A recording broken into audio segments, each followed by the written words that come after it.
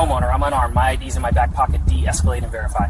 Stop talking! Turn around or you're getting tased! Touch me again without checking my ID and your body cam becomes evidence in my first week as chief. Whoa! The Ring doorbell camera, mounted on the brick pillar across the street, captured everything: the sunlight glinting off the polished chrome, the quiet hum of the engine, and the look of sheer contempt on the neighbor's face. And Blake Henderson, a 34-year-old software sales manager who treated the Homeowners Association bylaws like scripture, had absolutely no idea that the man he was walking down the driveway to confront was about to become the most powerful law enforcement official in the entire county. The man standing next to the silver Chevrolet Tahoe wasn't a thief. He wasn't a scouter looking for targets. He wasn't lost. He was Marcus Thorne, a 55-year-old veteran commander with 30 years of service, a master's degree in criminal justice, and a reputation for crushing corruption within 3 different precincts. And he was exactly 6 days away from being sworn in as the city's first black police chief in 40 years. But Blake didn't see a decorated commander. He didn't see the man who had negotiated hostage situations or rewritten use-of-force policies that saved lives. He saw a black man in a polo shirt and tactical cargo pants, standing in a driveway that Blake believed didn't belong to him. Before we dive deeper into this infuriating and absolutely vital story, I need you to do something for me. Drop a comment right now and tell me where you're watching from. Your city, your state, your country. And if you believe that every citizen deserves respect regardless of their zip code, hit that subscribe button. This story is going to make your blood boil, but you need to see how it ends. It was 10:30 on a Tuesday morning in the Rolling Hills Estates, a neighborhood where the lawns were manicured with military precision and the silence was heavy with money.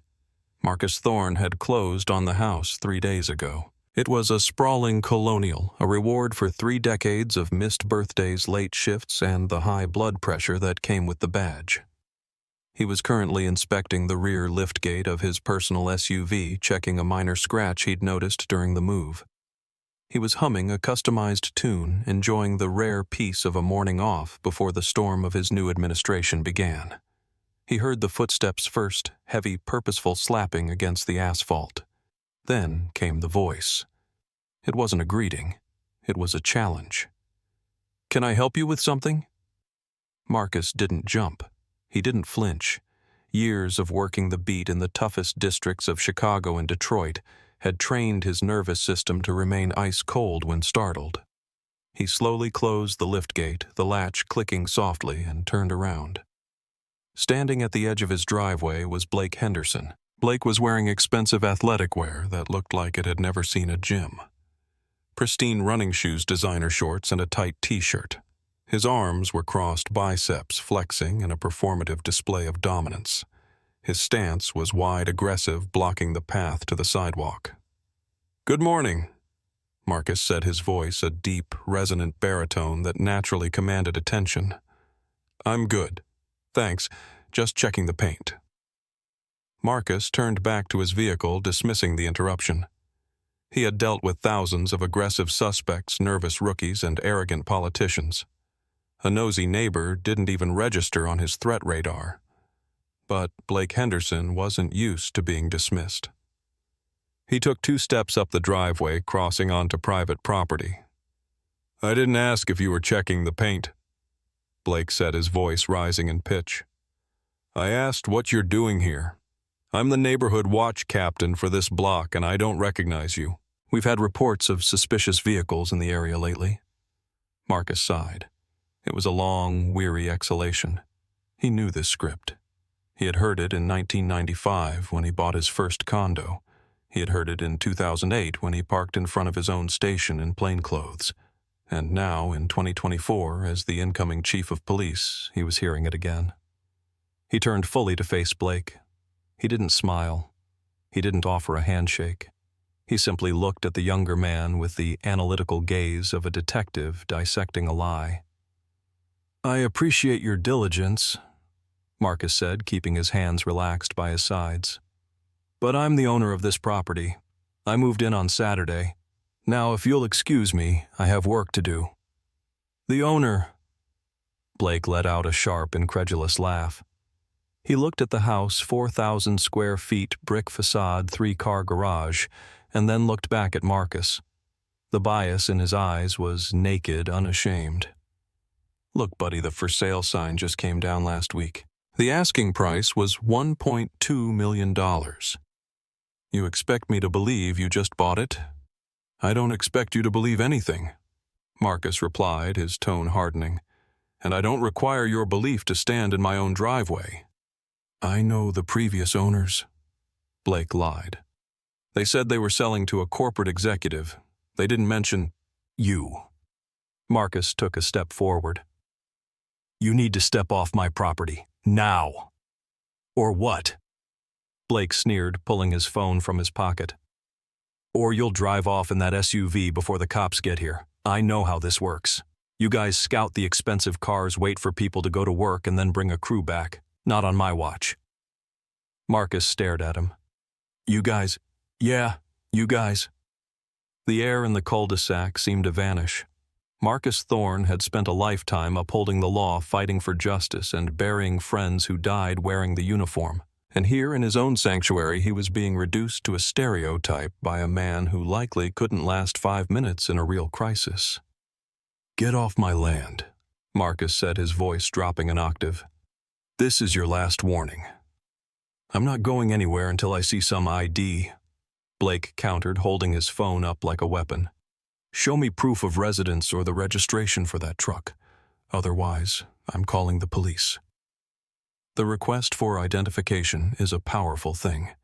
In the hands of a law enforcement officer, it is a tool governed by Terry, stops reasonable suspicion and the Fourth Amendment. In the hands of a private citizen standing on your driveway, it is an insult. Marcus Thorne looked at Blake Henderson and saw a man drunk on a teaspoon of power. You have no authority to demand my identification, Marcus said calmly. He shifted his weight, adopting a balanced stance, not aggressive but ready.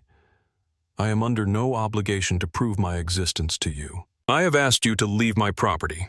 You are now trespassing. Blake scoffed, tapping his screen to unlock his phone. Trespassing? I'm protecting this neighborhood. You're the one trespassing. You think you can just intimidate me because you're big. That doesn't work here. This isn't the inner city. The dog whistle was so loud it was practically a siren. Marcus felt the familiar heat of anger rising in his chest, but he clamped it down with 30 years of discipline. Anger was a luxury he couldn't afford. Anger was what men like Blake wanted. It validated their fear. If Marcus shouted, if he cursed, if he stepped too close, he would become the threat Blake was desperate to see. I am going to walk into my house, Marcus said, pointing toward the front door. If you remain on my property, I will have you removed. You're not going anywhere. Blake stepped sideways, blocking the path between Marcus and his front door. It was a foolish tactical error. In a different life, in a different uniform, Marcus would have had him on the ground in 2 seconds for unlawful restraint. You're trying to flee. That's proof right there. Proof of what? Marcus asked, genuinely curious about the mental gymnastics occurring before him. Guilt, Blake spat. Innocent people don't run away. Innocent people show their ID to neighbors to put them at ease. Why are you so afraid to show me who you are unless you have warrants? Is that it? Marcus almost laughed. The irony was suffocating. In his back pocket, inside a leather wallet, was a badge that authorized him to command a force of 1,200 officers. In his study inside the house, there were framed commendations from the governor. I am not afraid, Mr. Henderson, Blake Henderson, and don't act like you don't know who runs this block. Mr. Henderson, Marcus continued, I am asserting my right to privacy. I am asserting my property rights, and I am telling you for the final time to remove yourself from my driveway. Blake didn't move. He held up his phone and started recording. Say that again for the camera. Say you're refusing to identify yourself. I'm live streaming this to the HOA group chat right now. Everyone is going to see this. Marcus looked directly into the lens. He didn't hide his face. He didn't shield his eyes. He looked with the steady, penetrating gaze of a man who had stared down cartel bosses. "My name is Marcus Thorne. I reside at 4102 Oakwood Drive. I am currently being harassed and trespassed upon by this individual. I am asking him to leave." Blake pulled the phone back, sneering. "Nice try. I know you're just saying that. You probably broke in the back door earlier. That SUV probably hot-wired. I see the scratch you were looking at. Damage from the theft. It's a scratch from a bicycle handle in the garage." Marcus said, his patience thinning to a razor's edge. "Likely story." "Stay right there." Blake tapped the dialer on his phone. "I'm calling 911, and don't think about running. My Glock is in the car right there." The mention of a firearm changed the equation instantly. Marcus went still. The situation had graduated from an annoyance to a tactical threat. A man with a gun and a head full of bias was the most dangerous thing on an American street. "You are threatening me with deadly force," Marcus asked, his voice low and hard. "You are introducing a firearm into a verbal dispute." "I'm telling you I'm defending myself," Blake shouted, backing up slightly but keeping his hand near his pocket. He put the phone to his ear. "Yeah, police.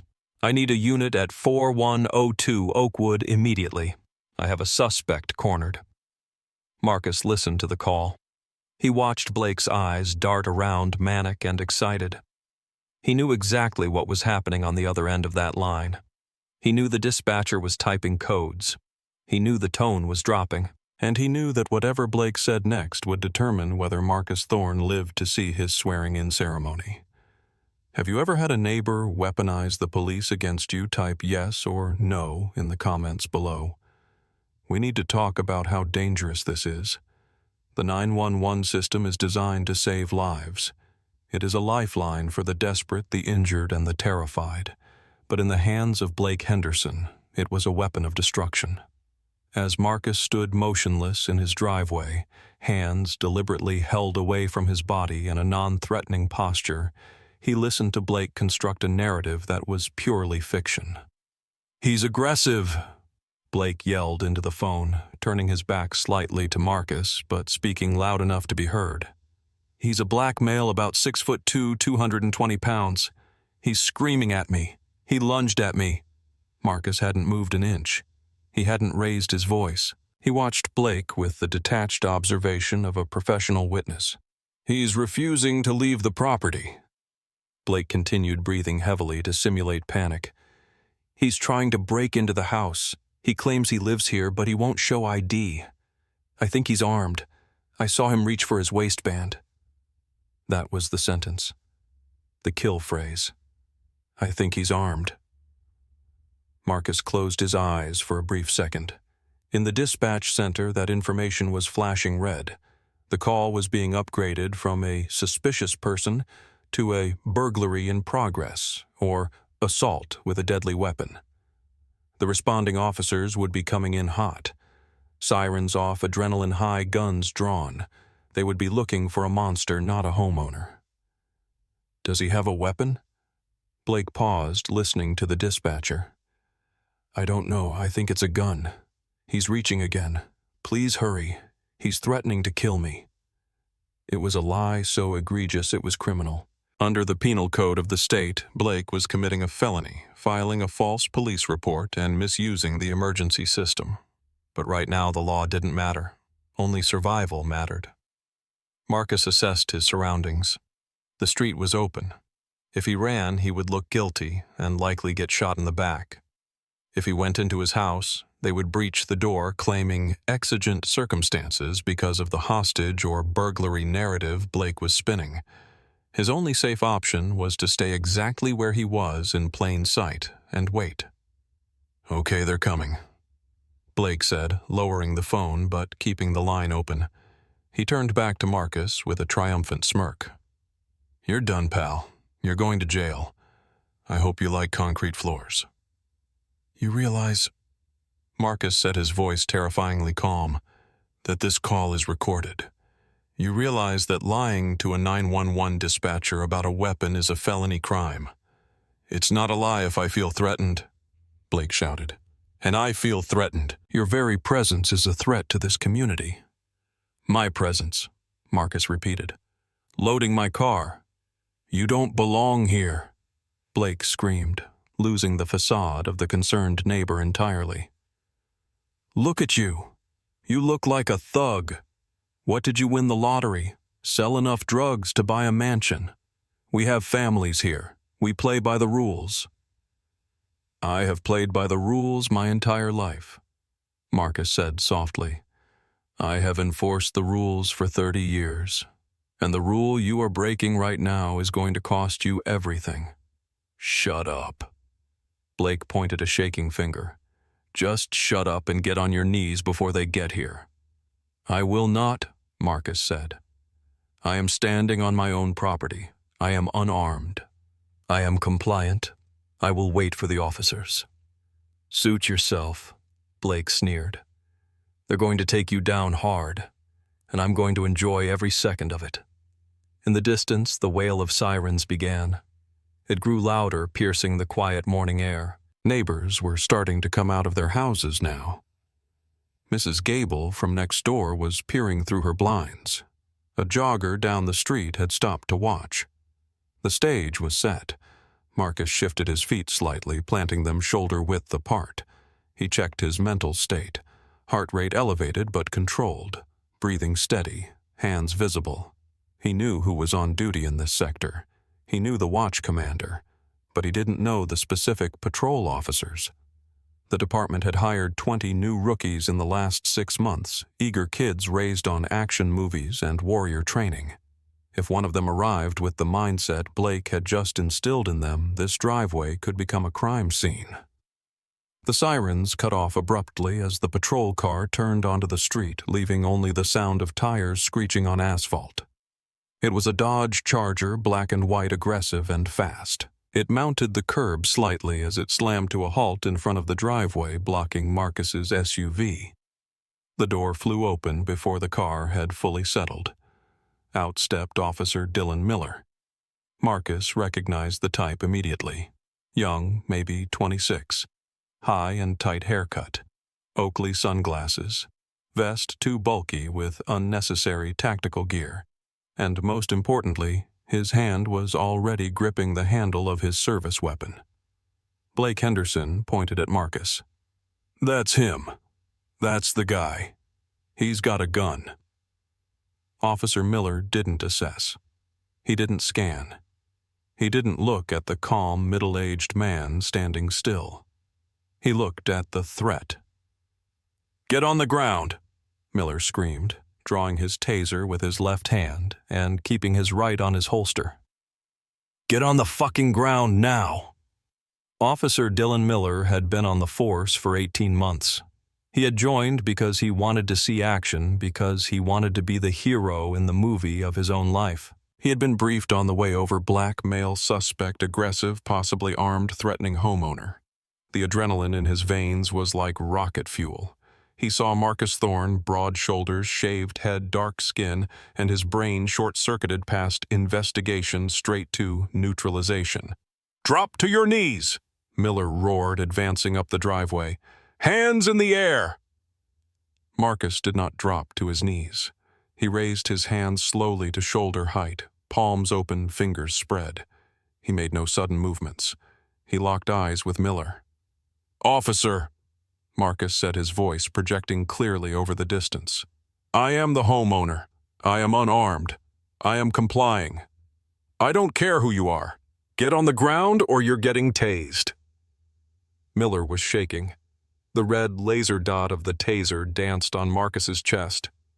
He's lying, Blake yelled from the side, emboldened by the police presence.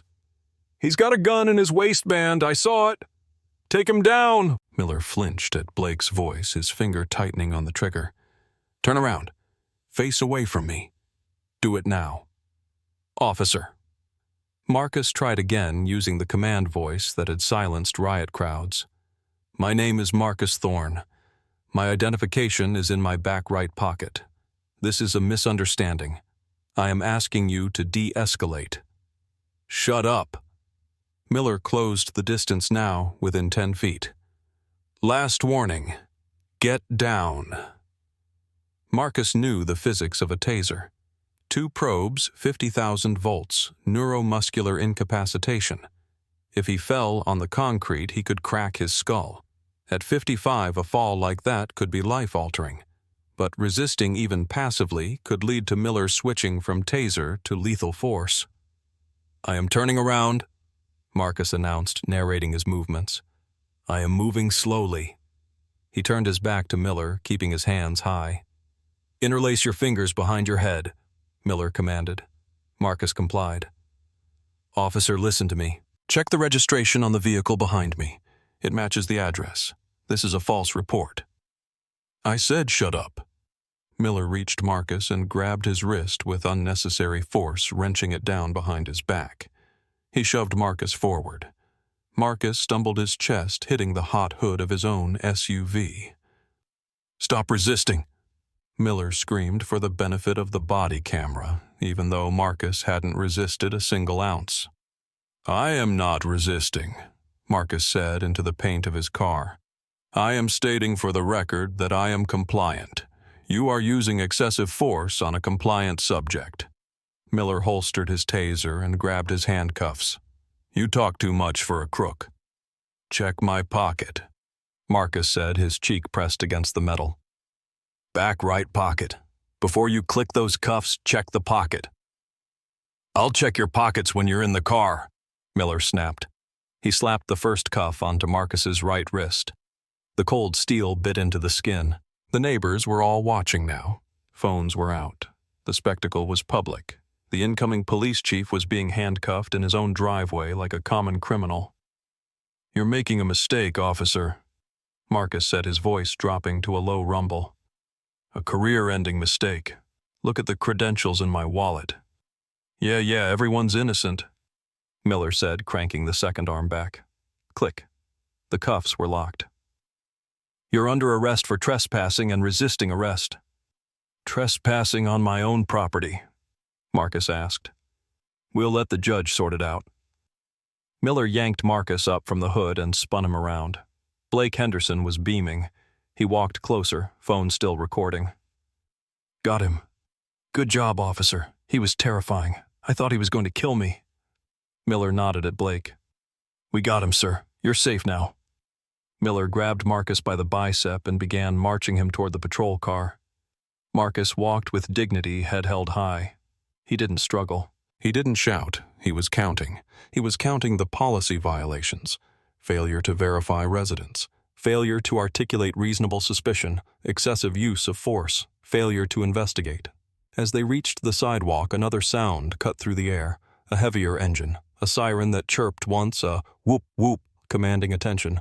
A Ford Explorer police interceptor marked Supervisor swung around the corner and pulled up directly behind Miller's Charger. Marcus saw the number on the bumper, Sergeant 4 Alpha, Sector Supervisor. Hold on, Miller said, pausing. Sarge is here. The door of the SUV opened. A seasoned officer graying at the temples stepped out. Sergeant Reynolds was 48 years old, a good cop who was counting down the days to his pension. He adjusted his belt and looked at the scene. He saw the rookie. He saw the victim in the tight shirt. And then he saw the man in handcuffs. Reynolds stopped dead in his tracks. His eyes widened. He squinted as if trying to clear a smudge from his vision. Then his face drained of all color. The silence that stretched between the three men was thick enough to choke on. Officer Dylan Miller didn't notice the change in atmosphere. He was still riding the high of the arrest, puffing his chest out. Sarge, Miller called out, got a burglary suspect. Neighbor called it in. Suspect was aggressive, refused ID. I have him secured. Sergeant Reynolds didn't answer. He was staring at Marcus Thorne. He had seen that face in the department-wide email sent out 3 days ago. He had seen that face on the news. He had seen that face in the hallway of the precinct during the meet and greet for senior staff. Reynolds walked forward, his steps stiff like a man approaching a live bomb. Miller, Reynolds said, his voice trembling slightly. "Stop. I'm just putting him in the unit, Sarge. He's been yapping about his rights the whole time. You know how they get." "How who gets?" Marcus asked.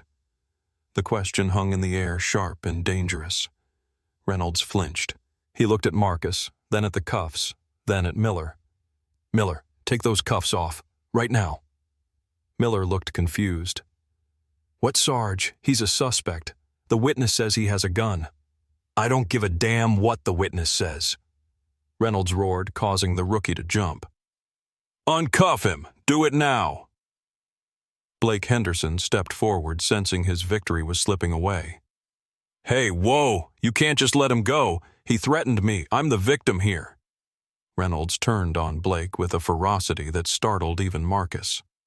"Sir, back away. Step onto the curb and keep your mouth shut." Miller, confused and clumsy with nerves, fumbled for his key.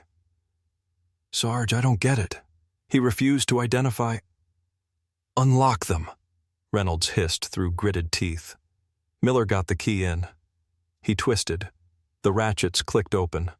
Marcus pulled his arms free. He didn't rub his wrists.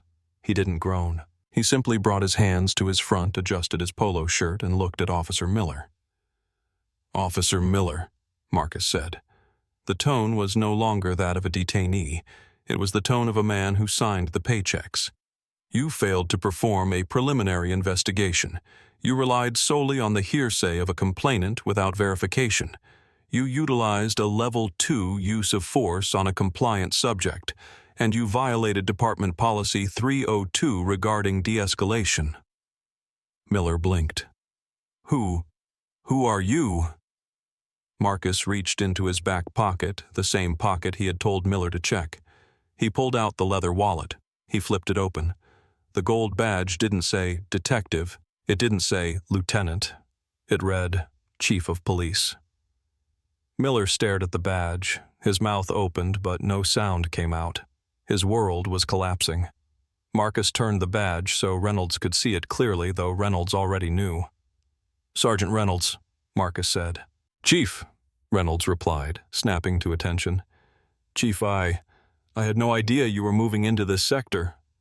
"Clearly," Marcus said dryly.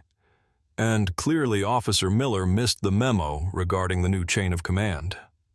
Blake Henderson, who was still recording, lowered his phone. The color was leaving his face. He looked from the badge to Marcus, then to his own front door. He started to back away. I didn't know," Blake stammered. "He didn't say he was a cop. He just—" "I am not a cop," Marcus corrected him, turning his gaze on the neighbor. "I am the chief of police. And you, Mr. Henderson, have just committed a felony in the presence of 2 officers." I thought you were a burglar," Blake squeaked. "No, you didn't." Marcus stepped closer. "You thought I was a black man in a neighborhood where you think we don't belong. You weaponized my officers against me. You lied about a gun. And now we are going to finish this investigation." Marcus turned to Reynolds. "Sergeant?" "Yes, Chief." "Is your body camera active?" "Yes, sir." "Is Officer Miller's camera active?" Miller nodded mutely, looking like he was about to vomit. "Good," Marcus said, "because I want every second of this documented. Officer Miller, give me your handcuffs." Miller handed them over his hands, shaking so bad he almost dropped them. Marcus held the cuffs up. "You were very quick to use these on me. Now let's see how they work when applied with actual probable cause." The dynamic of the street had shifted so violently it was almost palpable. The neighbors who had been watching with suspicion were now watching with confusion and awe. The black Dodge Charger and the supervisor's SUV were flashing blue and red, painting the suburban lawns in the colors of emergency. Marcus Thorne stood in the center of it all, not as a victim, but as the architect of the scene. "Sergeant Reynolds," Marcus barked, "I want you to take a statement from Mr. Henderson. I want you to ask him specifically where he saw the gun he reported to 911. I want you to ask him to describe the weapon." Reynolds nodded, his face grim. He turned to Blake. "Sir, step over to my vehicle. I don't want to make a statement anymore." Blake said, taking another step back. I just want to go inside. I made a mistake. It's fine. We're cool, right? We are not cool, Marcus said. You initiated a police action. You claimed a felony assault. You don't get to press pause because you realized you picked the wrong target. I saw something shiny. Blake lied, desperate now. It looked like a gun. You said you saw me reach for my waistband. Marcus corrected him. My hands were at my sides. The 911 recording will confirm your exact words. Filing a false police report is a crime, Mr. Henderson. Misuse of the 911 system is a crime. Marcus turned his attention back to Officer Miller. The rookie was standing by his car looking like a child who had broken a priceless vase.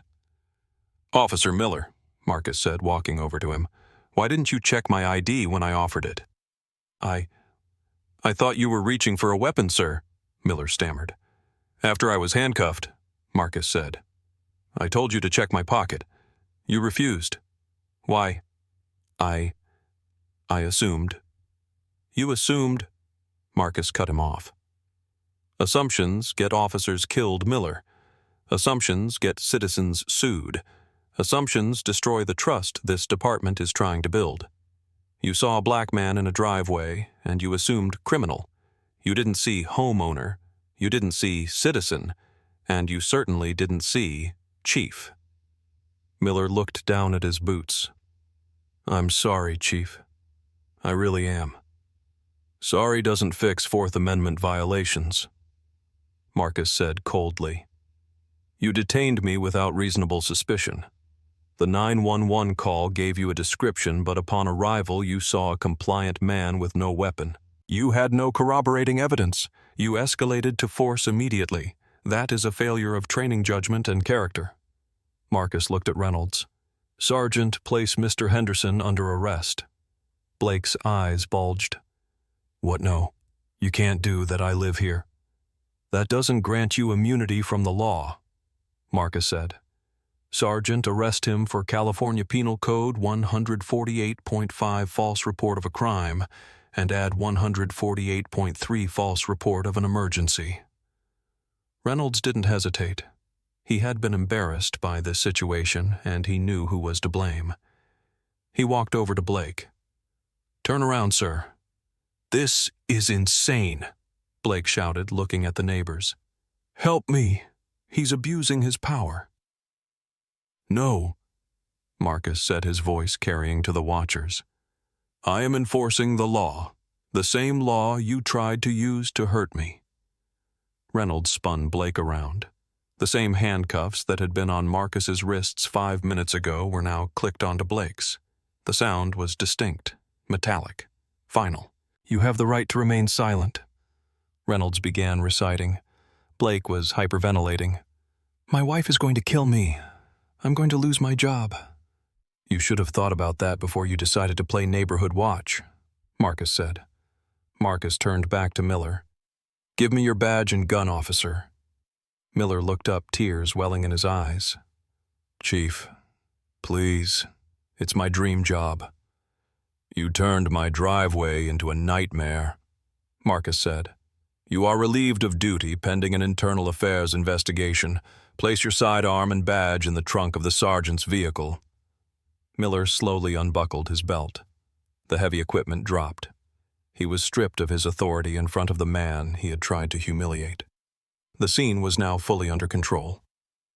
Sergeant Reynolds secured Blake in the back of the Explorer. Officer Miller sat in the passenger seat of his own cruiser, waiting to be driven back to the station like a truant schoolboy. Marcus stood alone in his driveway. He rubbed his wrists where the red marks from the cuffs were still visible. He felt a deep, exhausting sadness. This was his victory. Yes, he had won. But it was a hollow victory. He walked over to Reynolds. Sarge, I want the dispatch logs pulled. I want the Bodycam footage uploaded immediately. Do not let it sit in the queue. Flag it as Chief's incident. Yes, sir, Reynolds said. Chief, I'm sorry, I really am. We're not all like that. I know, Marcus said. That's why I took the job, to weed out the ones who are. He looked at Blake in the back of the car. Blake was weeping, his face pressed against the glass. He looked small, pathetic. "Book him," Marcus said. "No professional courtesy. He goes through central booking, fingerprints, mugshot, the whole tour." "Understood." "And Reynolds." "Sir. Make sure the neighbors know why he was arrested. I don't want rumors that I used my position to settle a grudge. He broke the law. Make that clear." "I will, Chief." Reynolds got into his car. The vehicles pulled away. The silence returned to Rolling Hills Estates. Marcus stood there for a long time. He looked at his house, the beautiful brick colonial that was supposed to be his sanctuary. It felt different now, tainted. He walked to his SUV and opened the back. He took out the cleaning supplies he had come out for an hour ago. He sprayed the spot on the bumper where he had been slammed against the car. He wiped it down. He cleaned away the dust, but he couldn't clean away the memory. His phone buzzed. It was the mayor. "Marcus." The mayor's voice was cheerful. "Just checking in. Everything good for the swearing in on Monday." Marcus looked at the red marks on his wrists. He looked at the empty street where a racist neighbor and a biased cop had tried to take his freedom. "Yes, Mr. Mayor," Marcus said. "Everything is ready, but we're going to need to make some changes to the training curriculum." "Oh, what kind of changes?" "We'll talk on Monday," Marcus said. "I have a case study to present." The fallout was swift and public. The body camera footage was released 3 days later at Marcus's insistence. The video went viral within hours. It showed the stark contrast: a calm, professional black man stating his rights, and a frantic, lying neighbor paired with an aggressive, biased cop. Blake Henderson was charged with 2 felonies and 1 misdemeanor. His employer, a tech firm that prided itself on diversity and inclusion, fired him before he even made bail. The Homeowners Association removed him from the board. His mugshot, red-faced and crying, became a meme for entitled bigotry. He eventually pleaded guilty to filing a false report and received 3 years of probation, 500 hours of community service, and a permanent criminal record that would follow him to every job interview for the rest of his life. Officer Dylan Miller was terminated. The internal affairs investigation found that he had violated 6 distinct policies. The police union, usually staunch defenders of their own, refused to appeal the termination after seeing the video. The footage was too damning. Miller left the state unable to find work in law enforcement anywhere on the West Coast. On Monday morning, Marcus Thorne stood on the podium at City Hall. His uniform was crisp, his gold stars gleaming on his collar. His wife sat in the front row looking proud but tired. She knew the cost of this life. Marcus placed his hand on the Bible. He took the oath. "I, Marcus Thorne, do solemnly swear." When he finished, he stepped to the microphone. The room was packed. Reporters, officers, city officials. They expected a standard speech about lowering crime and community partnership. Marcus looked out at the sea of blue uniforms. "Last Tuesday," he began, his voice echoing in the hall, "I was handcuffed in my own driveway." A hush fell over the room. "I was handcuffed not because I broke the law, but because someone couldn't believe I belonged where I stood. And an officer wearing this uniform didn't ask questions. He acted on bias." He paused, making eye contact with the command staff. "That badge on your chest," Marcus pointed to his own, "is not a shield against accountability.